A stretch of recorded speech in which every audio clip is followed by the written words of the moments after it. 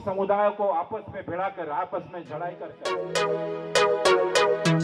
मेरा नाम सैयद हसन अहमद है। बेसिकली मैं उड़ीसा का रहने वाला हूँ। इस वक्त दिल्ली में हूँ। सोशियो पॉलिटिकल एक्टिविस्ट हूँ। भाइयों के समर्थन में और इस देश में हो रहे आजकल देखा जा रहा है और बहुत ही जो और अगर आपको कुरान और भारत को चुनना पड़े तो आप किसको चुनेंगे? देखिए, एक सवाल ऐसा है कि कुरान और संविधान में अगर चुनना पड़े तो मैं कुरान को चुनूंगा, क्योंकि संविधान तो 389 लोगों ने मिलकर बनाया है, पहली बात। दूसरी बात ये कि उसमें कितने ही जो है अमेंडमेंट हो चुके हैं, है ना। और ये संविधान जो है पूरी तरह से हिंदुत्ववादी संविधान है। ये जो भारत का संविधान कहा जाता है जिसे, ये पूरी तरह से हिंदुत्ववादी संविधान है। वरना संविधान की शपथ लेकर मुसलमानों को मारा नहीं जाता। ट्रेन के अंदर घुस के संविधान की शपथ लेकर एक व्यक्ति जो है पुलिस की वर्दी में अपने सीनियर को मार के, एक आदिवासी सीनियर को मार के 4 को न मारता। अगर संविधान होता तो मेवात में इस किस्म की जो है स्टेट स्पॉन्सर राइट नहीं होता। अगर संविधान होता तो आदिवासी के सर पे जो है पेशाब नहीं किया जाता, अगर होता। लेकिन मुझे ऐसा लगता है कि ये हिंदुत्ववादी संविधान है, जिसको भारत का राष्ट्रपति, भारत के प्रधानमंत्री और भारत की जो न्यायिक प्रणाली है पूरी तरह से उसको जो है चला रही है, जिस पर ब्राह्मण देवता जो है बैठे हुए हैं। और मुसलमान भारत में यहाँ पे 3rd क्लास सिटीजन है। उसको खाने तक की आज़ादी नहीं, और उनके साथ ये कत्लेआम होता रहेगा। अब तो वर्दी वाले भी घूम के मार रहे हैं, चुन चुन के मार रहे हैं। जैसा कि तथाकथित प्रधानमंत्री मिस्टर नरेंद्र दामोदर दास मोदी ये बात कहते हैं कि आप कपड़ों से देख के पहचान लो, कपड़ों से पहचान रहे हैं।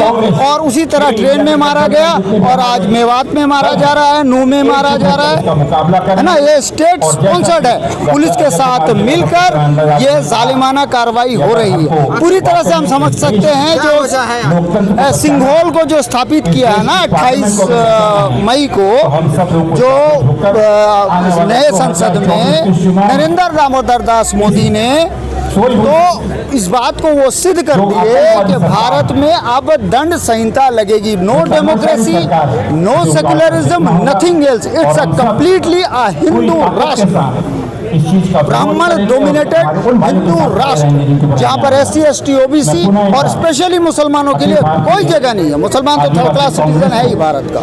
इस आयोजन के लिए और हमारे सभी साथी दूर दराज से यहाँ पर आए हुए हैं। देखिए, बाबा धीरेन्द्र शास्त्री का जहाँ तक सवाल है, वो तो मुसलमानों के साले हैं, अच्छी तरह से जानते हैं आप। वो तो पूरे खुलेआम कह चुके हैं, हमें उनसे कोई आपत्ति नहीं है। धीरेन्द्र शास्त्री मुसलमानों के साले हैं, मुसलमानों से उनको कोई दुश्मनी नहीं है, वो अपना काम करे। और ऐसे बाबा तो हमने बहुत देखे, बाबा आसाराम, बाबा राम रहीम, बाबा रामपाल, ऐसे बाबा तो हमने बहुत देखे।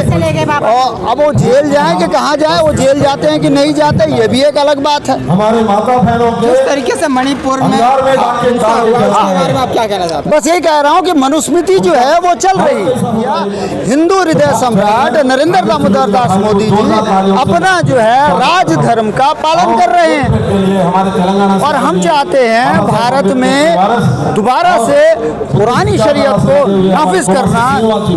वो शरीयत, वो कानून जिसके जरिए से भारत जो है, जिसकी GDP +27 में चली गई, दुनिया की सबसे बड़ी अर्थव्यवस्था बन गई, जहाँ पे गुर्बत का नामो निशान नहीं था, सारे लोग खुशहाल थे, सब कुछ गोल्डन इंडिया था। वो उस गोल्डन इंडिया को बनाने के लिए इंशाल्लाह हम आगे बढ़ेंगे और जो है उसको हासिल कर लेंगे, नो प्रॉब्लम।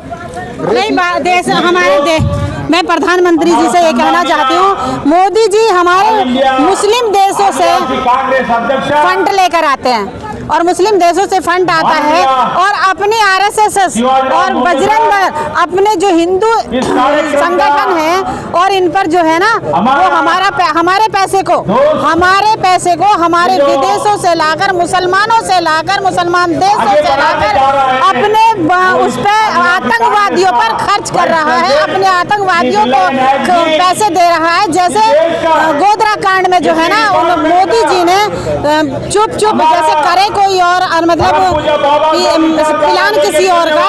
ऐसे ही पहले मोदी जी ने गोधरा कांड कराया और सब कुछ देने वाले मोदी जी थे उसको। आज भी सब कुछ पैसा देने वाले, सारे काम करने वाले, संगठनों को चलाने वाले मोदी जी हैं और मोदी जी ये काम करवा रहे हैं। हमारा पैसा विदेशों से ला ला के, विदेशों से जो पैसा लेके आते हैं ना, हमारे मुस्लिम देशों से जो पैसा लेके आते हैं, अपने संगठनों पे, अपने हिंदू संगठनों पे वो खर्च कर रहे हैं और उनकी आर्थिक व्यवस्था बड़ी ऊंची कर रहे हैं और हमें मरवा रहे हैं उनसे।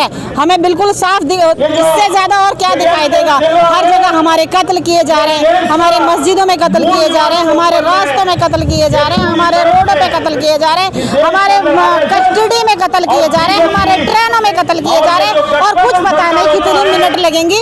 यहाँ भी कोई फौजी या कोई पुलिस वाला मुझे ढा सकता है, मार सकता है, कभी भी गिरा सकता है, क्या पता चलता है, कुछ पता नहीं है। अब तो मोदी सरकार जिंदाबाद, मोदी सरकार जिंदाबाद। करोगे तो जिंदा रहोगे, नहीं तो मार दिए जाओगे।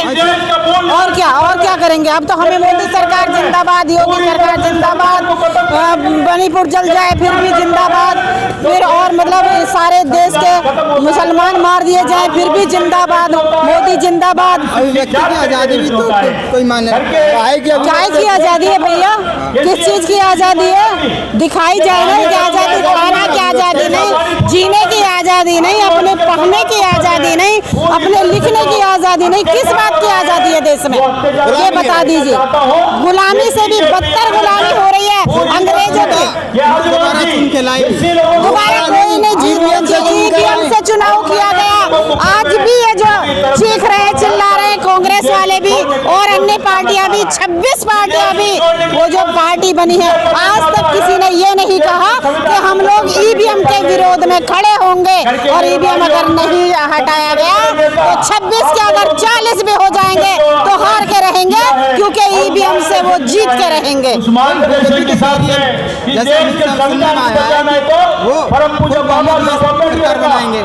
अब बिल्कुल बनाएंगे, ईवीएम रहेगा तो बिल्कुल बनाएंगे, 100% बनाएंगे। अगर ईवीएम हटा दिया तो वाकई, अगर वो 10 MP लाकर दिखा दें तो मेरी गर्दन उतार लेना। बहुत बड़ी बात कह रही हूँ। अगर वो ईवीएम हटा देना, ईवीएम हटा के वो 10 MP लाकर दिखा दें, वो मेरा जो जी चाहे वो कर ले। तो क्या लगता है 2024 में कौन बनेगा प्रधानमंत्री? प्रधानमंत्री तो देश में जो अच्छे काम करेगा वही बनेगा, जो अच्छी सोच रखेगा वही बनेगा।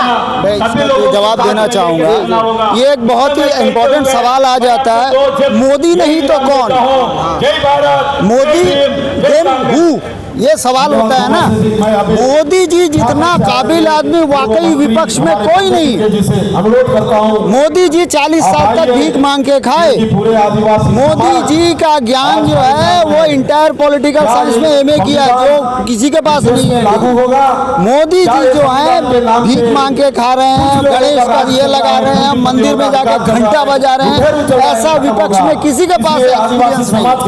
घर में घंटा बजाने के मंदिर में कोई जाएगा तो घंटा तो बजाएगा। अरे मैं वही तो कह रहा हूँ ना। अच्छा 40 साल तक भीख मांग के खाना धर्म है, 40 साल तक भीख मांग के खाना धर्म है। पूरी जनता को, 80 करोड़ जनता को भीख में 5 किलो राशन देना धर्म है। इसको आप धर्म समझ रहे हैं? नहीं, हम आप पत्रकार हैं, सनी गोदी वाले पत्रकार हैं, इसलिए आप नहीं समझ रहे हैं। तो फिर कौन समझ रहे हैं? तो जनता समझेगी ना। नहीं, तो मोदी जी में इतनी शक्ति है कि मोदी जी जो है वो कुछ भी कर सकते हैं। जी वो तो कौवे को भी जो हंस बना दे और वो कुछ भी कर सकते हैं। मोदी जी के ऐसे ऐसे ज्ञान है, जैसे उन्होंने कहा था गणेश का सर अगर काट के जो लगा दिया था, पहला सर्जरी था। इस ये बात सुनकर जो है भारत से जितने साइंटिस्ट भाग गए। अच्छा, हाँ जी।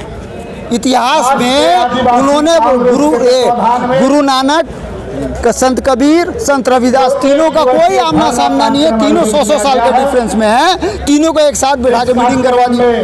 इतिहास का ज्ञान देख लो इनका।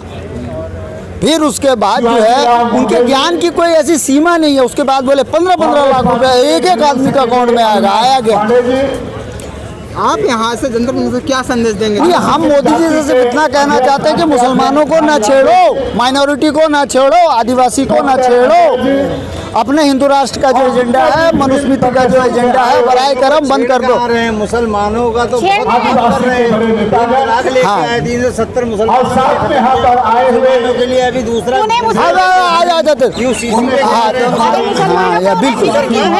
उन्हें मुसलमानों का फिक्र क्यों है? हाँ, मुसलमान एक मोदी जी मिनट। ने ईमान कर लिया, मतलब धर्म परिवर्तन कर लिया है क्या? मोदी जी ने धर्म परिवर्तन कर लिया है जो उन्हें ज्यादा मुसलमानों की चिंता है।